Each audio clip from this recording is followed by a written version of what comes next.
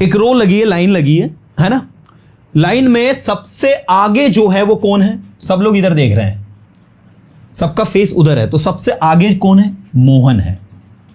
दूसरे नंबर पर कौन है? सोहन है। तीसरे नंबर पर कौन है? श्याम है। और चौथे नंबर पर कौन है? राम है। तो हम जब इसको बनाएंगे तो हम कहेंगे मोहन इज, यहां श्याम से ले लो, Shyam is next to Ram, Shyam is next to Ram but behind Sohan, and Sohan is next to, किसके नेक्स्ट है? सोहन भी नेक्स्ट के टू राम है, Ram but behind Mohan. Reasoning के क्वेश्चन सॉल्व किए क्या? वो ऐसे ही आते हैं, है ना। तो इस क्वेश्चन को पढ़ने के बाद आप एक सीक्वेंस बना सकते हैं कि Shyam is next to Ram, मतलब ये रहा श्याम जो किसके आगे है? राम के आगे, बट बिहाइंड सोहन, इसका मतलब ये हुआ कि सोहन के पीछे कौन है? श्याम है। And Sohan is next to Ram, अब ये जो सोहन है ये राम के नेक्स्ट है, बट बिहाइंड मोहन, लेकिन मोहन के जस्ट पीछे है। तो अब आपसे पूछा who is on the first number, कौन है पहले नंबर पर? तो आंसर इज मोहन। अब आपके काम की चीज देखो, कहां कहां प्रीपोजिशन आई। श्याम इज नेक्स्ट टू, ये रही प्रीपोजिशन, नेक्स्ट टू टू दोनों प्रीपोजिशन है। बिहाइंड, ये रही प्रीपोजिशन, ये रही नेक्स्ट टू, और ये रही बिहाइंड। क्या बोलती पब्लिक? तो नेक्स्ट टू अलग होता है बिफोर से। बिफोर कैसे यूज होता है? देखो, राम ये खड़ा है, श्याम ये खड़ा है, तो अब राम श्याम के सामने, राम भी श्याम की ओर देख रहा है, श्याम राम की ओर देख रहा है, तो हम कहेंगे राम इज बिफोर श्याम। क्या कहेंगे बोलो? राम इज बिफोर श्याम, है ना, थोड़ा समझने वाला विषय है। राम इज बिफोर श्याम, लेकिन राम इधर देख रहा है और श्याम भी इधर देख रहा है। ये राम है और ये श्याम है। अब ये दोनों एक ही डायरेक्शन में देख रहे हैं। जैसे मैं यहां खड़ा हूं, मेरे आगे एक और लड़का खड़ा है, वो भी उधर ही देख रहा है, तो अब बिफोर नहीं आएगा, अब आएगा नेक्स्ट टू। अब कौन आगे है? जो आगे वो पहले आएगा। श्याम आगे तो श्याम आएगा। Shyam is next to Ram, Shyam जो है राम के नेक्स्ट है, आगे है, तो Shyam is next to Ram. ये नेक्स्ट टू आपका क्या हो गया? प्रीपोजिशन हो गया। तो ऐसे ये वर्क करता है। तो ये बिफोर हो गया, नेक्स्ट टू हो गया, तो अंतर है ना बिफोर और नेक्स्ट टू में। बिफोर में क्या होता है? आमने सामने होता है, तो बिफोर के बदले यहां इन फ्रंट ऑफ भी लगा सकते हैं। ऐसा भी बोल सकते हैं आप कि Ram is in front of Shyam, Ram is before Shyam, Ram is opposite Shyam. Even opposite भी यूज कर सकते हो, क्योंकि अपोजिट का मतलब भी क्या होता है? कहां गया? अपोजिट का मतलब भी होता है के सामने। ये जो अपोजिट है इसका मतलब भी के सामने होता है, लेकिन इसका ज्यादातर उपयोग होता है दो बिल्डिंग आमने सामने होती ना, उसके लिए यूज करते हैं। याद रखें, जैसे आपने कहा मेरा घर जो है वो राठौर स्टेशनरी के सामने है। अब राठौर स्टेशनरी कोई एक बहुत बड़ी शॉप है, उसके सामने आपका घर है, तो आप क्या कहोगे? My house is opposite Rathore stationery. So this word opposite का मतलब क्या होता है? के सामने। ठीक है, तो ये इस सेंस में थोड़ा सा यूज होता है। दूसरा, अपोजिट का मतलब कहां यूज होता है? दूसरा, अपोजिट का मतलब आप यूज करते हो जब कोई चीज किसी के विरोध में है। जैसे मान लीजिए इलेक्शन है और इलेक्शन में मिस्टर शर्मा मिस्टर वर्मा के अगेंस्ट है, तो आप क्या कहोगे? Mister Sharma is opposite mister Verma in the election. Mister Sharma is opposite mister Verma in the election. Mister Sharma mister Verma के अपोजिट है, मतलब मिस्टर शर्मा मिस्टर वर्मा के सामने है इलेक्शन में, मतलब वो दोनों इलेक्शन लड़ेंगे। ऐसे ही दो फाइटर लड़ने वाले हैं, मैंने कहा कौन किसके अपोजिट है? ठीक है ना, हु इज हुम अपोजिट, तो आपने कहा कि राम इज अपोजिट श्याम, राम जो है श्याम के अपोजिट है। तो इस तरीके से अपोजिट आपका यूज होता है। तो before, next to, behind, except, besides, beside, opposite, in front of, यहां तक सबको समझ में आ गया। आफ्टर तो बहुत ईजी है, मैं वहां 10 दिन बाद जाऊंगा, I will go there after 10 days. After का मतलब क्या होता है? के बाद। मैं वहां 20 दिन बाद जाऊंगा, I will go there after 20 days. तो इस तरीके से आफ्टर आपका यूज होता है। तो besides, except, apart from, behind, before, next to, opposite, in front of and after, ये सारे के सारे वर्ड्स जो हैं अपने हिसाब से हैं। अक्रॉस का मतलब होता है आर पार। क्या मतलब होता है? Are par. अराउंड का मतलब होता है चारों ओर। अराउंड का मतलब क्या होता है?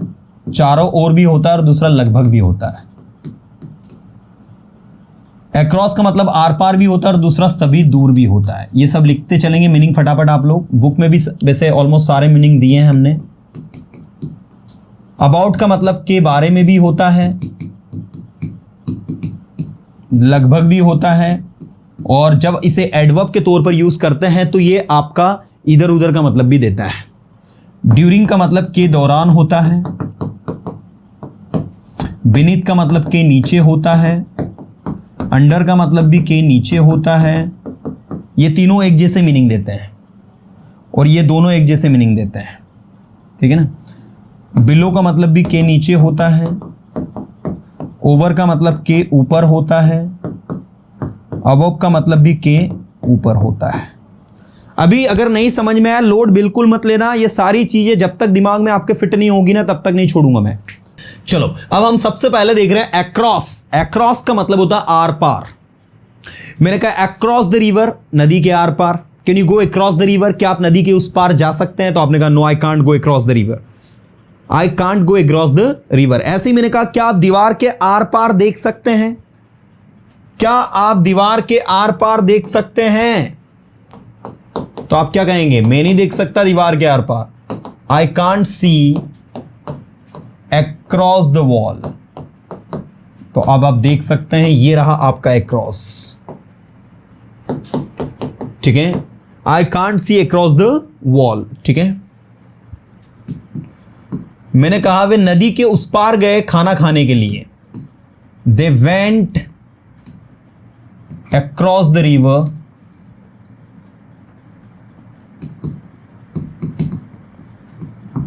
टू eat food या to have meal. They went across the river to eat food.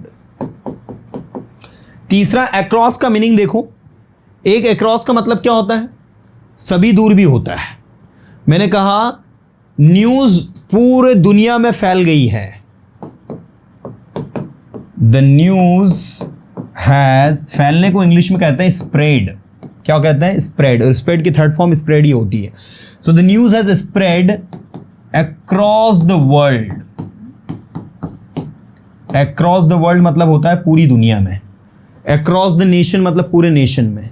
Across the universal मतलब पूरे यूनिवर्सल में। Across the country मतलब पूरे देश में। Across the city मतलब पूरे शहर में। मैंने कहा the disease has spread across the country. बीमारी पूरे शहर में फैल गई। तो पूरे शहर में across the world, across the city, across the nation. तो अक्रॉस का मतलब ये भी होता है। अक्रॉस द फॉरेस्ट मतलब पूरे जंगल में, है ना। तो ये थोड़ा ध्यान देने वाला विषय है। इसके बाद अगला वर्ड है अराउंड। अराउंड का मतलब होता है चारों ओर। मैंने कहा अपने चारों ओर देखो, सी अराउंड यू। घर के चारों ओर एक दीवार है। घर के चारों ओर एक दीवार है। क्या कहेंगे? एक दीवार है मतलब there is a wall. Come on, there is a wall around the house. बोलो जरा फटाफट, क्या बोलोगे? There is a wall around the house. Around the house मतलब घर के चारों ओर। ऐसे ही there are many trees around my home या अराउंड माई हाउस। मेरे घर के चारों ओर कई सारे पेड़ है। क्या बोलोगे? There are many trees around my home या अराउंड माई हाउस। तो देखो ये रहा आपका around my house, this one, ठीक है। There are many trees around my home, around my house. So this is actually around. तो ये समझने वाला थोड़ा सा विषय है, सब्जेक्ट है। तो ये हो गया अराउंड। अराउंड का मतलब हो गया चारों ओर। और दूसरा अराउंड का मतलब क्या होता है? लगभग। मैंने कहा आपने उसे कब कॉल किया? तो आपने कहा I called him around 10 o'clock। मैंने उसे लगभग 10 बजे कॉल किया। तो क्या कहोगे? मैंने उसे लगभग 10 बजे कॉल किया। तो I called him around 10 o'clock। ठीक है। I called him around, AROUND, around 10 o'clock। I called him around 10 o'clock, मैंने उसे लगभग 10 बजे कॉल किया। मैं वहां लगभग 10 बजे गया। I went there around 10 o'clock, मैं लगभग 10 बजे आया। आई केम हियर अराउंड 10 o'clock, तो अराउंड भी होता है और आप यहां अबाउट भी लगा सकते हो, क्योंकि अबाउट का मतलब भी लगभग होता है और अराउंड का मतलब भी लगभग होता है। तो अबाउट एंड अराउंड के सिमिलर मीनिंग होते हैं लगभग के सेंस में। मैंने कहा आपकी एज कितनी है, तो आपने कहा I am around 20 years old। मैंने कहा उस लड़की की एज कितनी है, आपने कहा she is around 30 years old, she is around 20 years old, she is around 12 years old। तो she is around 12 years old या फिर she is about 12 years old, दोनों सिमिलर है, दोनों सेम है ना। तो ओवरऑल कुछ भी टफ नहीं है, कुछ भी डिफिकल्ट नहीं है, समझने वाला विषय है और सबसे इंपॉर्टेंट चीज की ध्यान देने वाला विषय है, ठीक है ना। तो ये रहा आपका अक्रॉस, ये रहा आपका अराउंड, ये रहा आपका अबाउट। अबाउट का मतलब के बारे में तो आप सबको पता ही होगा। मैं आपके बारे में बात कर रहा हूँ, I am talking about you. मैं आपके करियर के बारे में बात कर रहा हूँ, I am talking about your career. मैं अपने दोस्तों के बारे में बात कर रहा हूँ, I am talking about my friends, you know. During का मतलब होता है के दौरान। अब इसको समझो ये क्या होता है ड्यूरिंग। जैसे मैंने कहा मेरी छुट्टियों के दौरान, ड्यूरिंग माई हॉलीडेज, मेरे वेकेशंस के दौरान, ड्यूरिंग माई वेकेशंस, मेरी छुट्टियों के दौरान मैं अपने अंकल के घर गया। क्या बोलोगे इंग्लिश में? बोलना है, सुनने से काम नहीं चलेगा। मेरी छुट्टियों के दौरान मैं अपने अंकल के घर गया, तो during my holidays I went to my uncle's home. बोलिए जरा फटाफट। During my holidays, come on, during my holidays I went to my uncle's home. During my holidays मतलब मेरी छुट्टियों के दौरान, I went to my uncle's home मतलब मैं अपने अंकल के घर गया। तो अंकल के घर कब गए आप? ड्यूरिंग माई हॉलीडेज, ठीक है। तो during my holidays I went to my uncle's home. So this is the way to work. ये तरीका है, ये पैटर्न, ये स्ट्रेटेजी है। अगर आपको ये तरीका, पैटर्न, स्ट्रेटेजी समझ में आ जाता है तो things become easy to learn. तो चीज़ों को समझना बड़ा ही आसान हो जाता है बॉस, ठीक है। तो things are easy to learn जब आपको ये तरीका समझ में आ जाता है तब। चलिए आगे देखते हैं हम। During my holidays I went to my uncle's home. मेरी छुट्टियों के दौरान मैं कहाँ गया? अपने अंकल के घर गया, है ना। तो ये थोड़ा सा ध्यान देने वाला विषय है। चलिए नेक्स्ट आगे देखते हैं क्या बचा है बॉस। बिनेथ, अंडर और बिलो। भाई ये तीनों समझने वाले हैं, 1 मिनट के लिए समझा दूंगा, 1 मिनट में पूरा अंतर क्लियर कर दूंगा, पूरा अटेंशन देखना है। बिनेथ का मतलब भी के नीचे, अंडर का मतलब भी के नीचे और बिलो का मतलब भी के नीचे। बिनेथ कब लगाना है? जब कोई चीज कहीं पर नीचे हो और फिजिकल कांटेक्ट हो। फिजिकल कांटेक्ट समझते हो आप? जब कोई चीज किसी के नीचे हो और फिजिकल कांटेक्ट हो, मतलब जैसे देखो मैं आपको एक डेमो के तौर पे दिखाता हूं। देखिए ये बुक दिख रहा है आप सभी को। मान लीजिए इस बुक को मैंने टेबल पर रख दिया और पेन को पहले रखा और उसके ऊपर ऐसे बुक को रख दिया। मैंने कहा where is my pen, where is my pen. तो आपने कहा आपका पेन बुक के नीचे है। आपका पेन किसके नीचे? बुक के नीचे। तो ये देखो बुक के नीचे। तो बुक में और पेन में जो कोई फिजिकल कांटेक्ट है तो आप क्या कहोगे? द पेन इज, क्या बोला जाएगा? आपका पेन बुक के नीचे है। Your pen is beneath the book. तो जब फिजिकल कांटेक्ट हो तब। अब दूसरा देखना, मान लीजिए आपका पेन टेबल के नीचे है, तो टेबल के नीचे लेकिन टेबल से चिपका हुआ नहीं है। Your pen is under the table. अंतर देखो। तो जब फिजिकल कांटेक्ट हो, लिख देता हूं मैं, जब फिजिकल कांटेक्ट हो तो क्या लगाया जाता है? beneath। जब फिजिकल कांटेक्ट ना हो तो क्या लगाया जाता है? अंडर। जैसे देखो मैंने कहा बच्चे पेड़ के नीचे खेल रहे हैं। अब बताइए आप खुद क्या होना चाहिए? The children are playing under the tree. Under the tree क्यों होगा बताओ? क्योंकि बच्चे पेड़ के नीचे खेल रहे हैं, तो under is the right answer.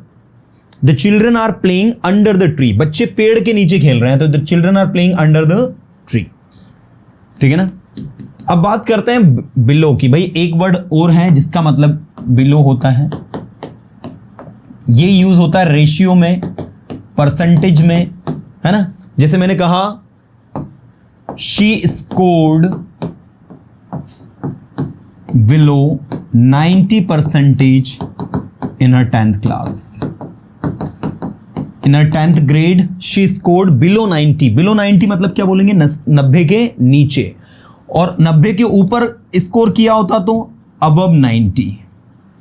above मतलब के ऊपर, below मतलब के नीचे. above मतलब के ऊपर, below मतलब के नीचे. above मतलब के ऊपर, below मतलब के नीचे. तो below 90 मतलब क्या बोलेंगे हम? 90 के नीचे. हम इसे इंग्लिश में कहेंगे she scored below 90% in her 10th class. उसने अपनी 10th क्लास में 90 के नीचे परसेंटेज स्कोर किए. तो बिलो 90% मतलब क्या बोलेंगे हम? 90 के नीचे. एक एक चीज को समझना पड़ेगा हमें, क्योंकि जब तक हम समझेंगे नहीं तब तक हम सीखेंगे नहीं, और जब तक हम सीखेंगे नहीं तब तक हम आपको छोड़ेंगे नहीं. हाँ, जब तक हम आपको सिखाएंगे नहीं ना तब तक हम आपको छोड़ेंगे नहीं. हाँ, इसीलिए थोड़ा अटेंशन देना पड़ेगा बस. चलो इधर ध्यान दो जरा फटाफट. तो अक्रॉस मतलब क्या हो गया? Are par. अराउंड मतलब क्या हो गया? सभी, चारों ओर. अबाउट मतलब होता है के बारे में. ड्यूरिंग मतलब होता है के दौरान. बीनीथ, अंडर एंड बिलो, तीनों का मतलब क्या हो गया? के नीचे, के नीचे, के नीचे. But there is a huge difference between all this. इन सब के बीच में बहुत बड़ा डिफरेंस है. तो बीनीथ, अंडर और बिलो, इसका उपयोग रेशियो में परसेंटेज के साथ में आप लोग इसको यूज करना है. ठीक है ना. बिलो पॉवर्टी लाइन आपने देखा हो, बीपीएल कार्ड होल्डर्स होते हैं बहुत सारे लोग, है ना. तो बीपीएल कार्ड किसको कहते हैं? BPL card holders. BPL card holders उनको कहा जाता है बिलो पॉवर्टी लाइन. एक सर्टेन लाइन खींच दी है गवर्नमेंट ने कि इस रेखा से नीचे जिनकी इनकम होगी वो बीपीएल कार्ड होल्डर्स उनको मिलेंगे. ग्रीन कार्ड होते हैं, येलो कार्ड होते हैं, शायद मुझे तो आइडिया भी नहीं है, पर यू शुड नो, पता होना चाहिए आपको. तो ये बीपीएल जो है इसी से बना है, बिलो पॉवर्टी लाइन से. तो रेशियो परसेंटेज के साथ में आपको क्या लगाना है? बिलो लगाना है. ओवर का उपयोग कहां होता है? के ऊपर. ठीक है. जब आप जो है किसी ऐसी जगह है जहां पर, जैसे देखो मैंने कहा कम डिस्टेंस की बात करें हम, जैसे मैंने कहा कि भाई मेरे सिर के ऊपर, तो over my head. Over my head मैंने मान लीजिए आपके सिर के ऊपर 2 मच्छर उड़ रहे हैं या 2 मक्खियां उड़ रही हैं, तो हम क्या कहेंगे? 2 flies are flying over your head. क्या बोला जाएगा इंग्लिश में? 2 flies are flying over your head, क्योंकि वो आपके सिर के जस्ट ऊपर उड़ रहे हैं. लेकिन एक प्लेन आपके सिर के ऊपर से जा रहा है, तो प्लेन जो है आपके सिर से काफी ज्यादा दूर है. तो ज्यादा डिस्टेंस जब है, कैसा डिस्टेंस है? ज्यादा डिस्टेंस है, तो वहां अबव लगेगा. कम डिस्टेंस है तो वहां ओवर लगेगा. कम डिस्टेंस के साथ में आपको ओवर लगाना है, ज्यादा डिस्टेंस के साथ में आपको अबव लगाना है. अब मैं सेंटेंस लिखता हूं, आप खुद बताना है कि उसमें क्या लगाना चाहिए आपको, खुद सोचना आप. मैंने कहा she is going to score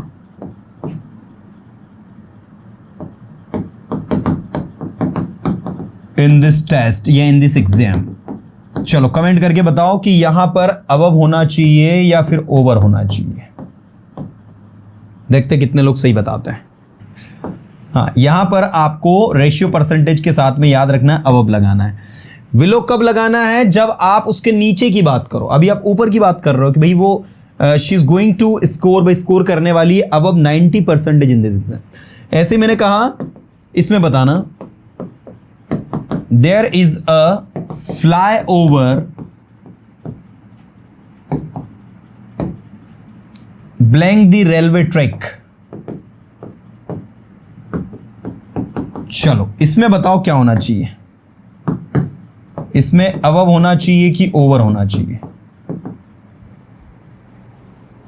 there is a flyover above the railway track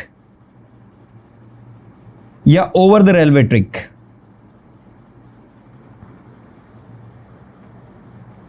Jiten Patidar जी बता रहे हैं ओवर आएगा. उल्केश ठाकुर जी बता रहे हैं ओवर आएगा. देखो जब कोई डिस्टेंस कम होता है, अब जैसे एक रेलवे ट्रैक जा रहा है, एक रेलवे लाइन जा रहा है, उसके ऊपर एक फ्लाईओवर बना दिया है. अच्छा, कुछ लोग तो उसको ब्रिज बोलते हैं. भैया ब्रिज में और फ्लाईओवर में अंतर होता है. फ्लाईओवर किसको कहते हैं? एक रास्ता है, उसके ऊपर एक दूसरा रास्ता बना देते हैं, तो फ्लाई ओवर मतलब आप सुनो, फ्लाई मतलब उड़ना, उड़ के एक रास्ता और निकल गया। लेकिन ब्रिज जो होता है दो गैप्स को जोड़ने का काम ब्रिज करता है। ब्रिजिंग जो होता है ना, लाइक वो जोड़ने का काम करता है। जैसे एक किनारा ये है, किनारा ये, इसको जोड़ने का काम जो करता है वो ब्रिज होता है। जैसे किसी नदी के ऊपर फ्लाईओवर नहीं बनेगा, नदी के ऊपर ब्रिज बनेगा। नदी के ऊपर क्या बनेगा? ब्रिज बनेगा, ठीक है, क्योंकि उसके दो किनारे होते हैं, उसको जोड़ने का काम ब्रिज करेगा, है ना। बहुत सारे लोग है ना ब्रिज को ही फ्लाईओवर को ही ब्रिज बोल देते हैं, उनको ये आइडिया नहीं है ब्रिज अलग होता है ना।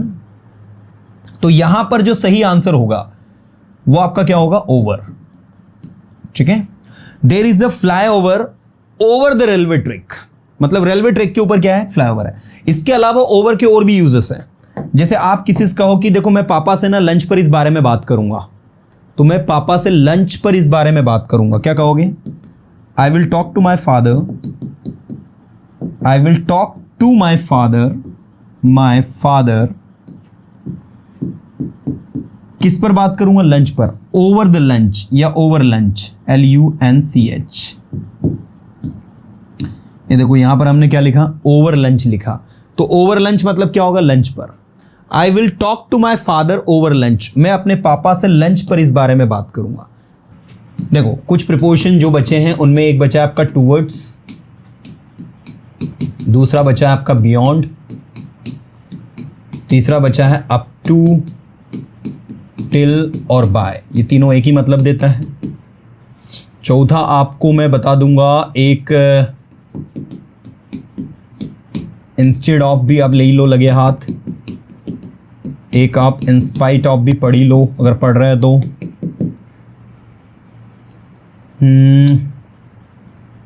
एक आप अगेंस्ट भी पढ़ ही लो अगर हम पढ़ रहे हैं तो, एक आप बिटवीन भी देख ही लो, अमंग भी देख ही लो, ठीक है ना। इतना पढ़ लेते हैं हम। ऑलमोस्ट 95% 98% आपके प्रिपोजिशन बेसिक वाले कंप्लीट हो जाएंगे। टुवर्ड्स का मतलब होता है की और, के प्रति। ज्यादा नहीं, मात्र 5 मिनट के लूंगा आपका, 5 मिनट में पूरा समझा दूंगा। बियॉन्ड का मतलब होता है से परे से अलग, क्या होता है? से परे से अलग, है ना। अप टू टिल बाय का मतलब होता है तक, भाई तीनों का मतलब तक होता है। जैसे मैंने कहा 9 बजे तक, up to 9 o'clock, till 9 o'clock, bye 9 o'clock। मैंने कहा मैं 9 बजे तक पढ़ाऊंगा, I will teach bye 9 o'clock, I will teach bye 9 o'clock। Instead of मतलब होता है की बजाय। मैंने कहा इंग्लिश सीखने की बजाय आपको हिंदी सीखना चाहिए पहले। You should learn Hindi first instead of learning English. तो ऐसे इंस्पाइट ऑफ का मतलब होता है के बावजूद, खाना खाने के बावजूद भी वो भूखा है। In spite of eating food he is still hungry, he is hungry in spite of eating food. In spite of का मतलब होता है के बावजूद। अगेंस्ट मतलब होता है के खिलाफ।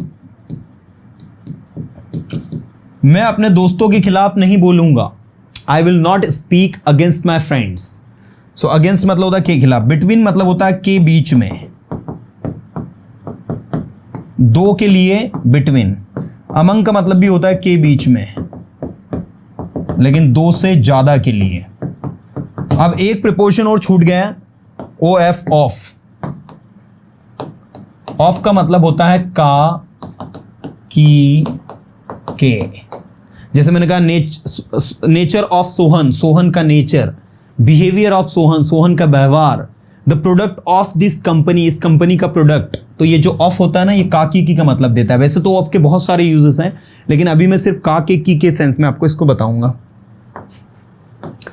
तो अब आप देख सकते हैं यहां पर ये सारे के सारे प्रिपोजिशंस आपके लिखे हुए हैं, और मैं सबके एग्जाम्पल्स आपको बना रहा हूं, और एक एक एग्जाम्पल्स को आपको समझना है, ठीक है ना, और यूज करना है। मैंने कहा वो अपने काम के प्रति बहुत ईमानदार है, क्या बोलोगी? वो अपने काम के प्रति बहुत ईमानदार है। ही इज वेरी ऑनेस्ट, बोलकर देखो जरा, he is very honest towards his work. मैंने कहा तुम्हें अपने पेरेंट्स के प्रति लॉयल होना चाहिए, वफादार होना चाहिए। You should be loyal parents के प्रति, towards your parents. You should be loyal towards your parents. क्या बोलेंगे? You should be loyal towards your parents. तो तुम्हें अपने पेरेंट्स के प्रति क्या होना चाहिए? लॉयल होना चाहिए, वफादार होना चाहिए। You should be loyal towards your parents. तो टूवर्ड्स का मतलब क्या होता है? की ओर, के प्रति। ऐसे ही Nisha is very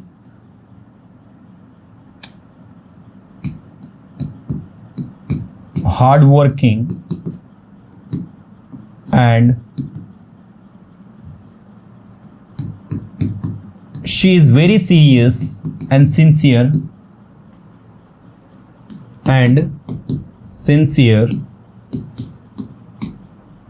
towards her studies। Nisha बहुत ही मेहनती है और बहुत ही ज्यादा सीरियस और सिंसियर है अपनी पढ़ाई के प्रति, and sincere towards her studies. तो देखो ये रहा आपका टूवर्ड्स, ठीक है। तो टूवर्ड्स का मतलब क्या होता है? की ओर, के प्रति। क्या होता है? की ओर, के प्रति। दूसरा है बियॉन्ड। बियॉन्ड मतलब होता है से परे, से अलग। उसका काम करने का तरीका मेरी समझ से परे है भाई। उसका काम करने का तरीका मतलब his way of working is beyond my mind या बियॉन्ड माई सेंस। सेंस मतलब होती है समझ। तो देखो बीच में ऑफ भी आया है, ऑफ भी आपका प्रीपोजिशन है और बियॉन्ड भी आपका क्या है? प्रीपोजिशन है। तो दो प्रीपोजिशन आ गई एक ही सेंटेंस में। His way of working is beyond my sense, beyond my understanding.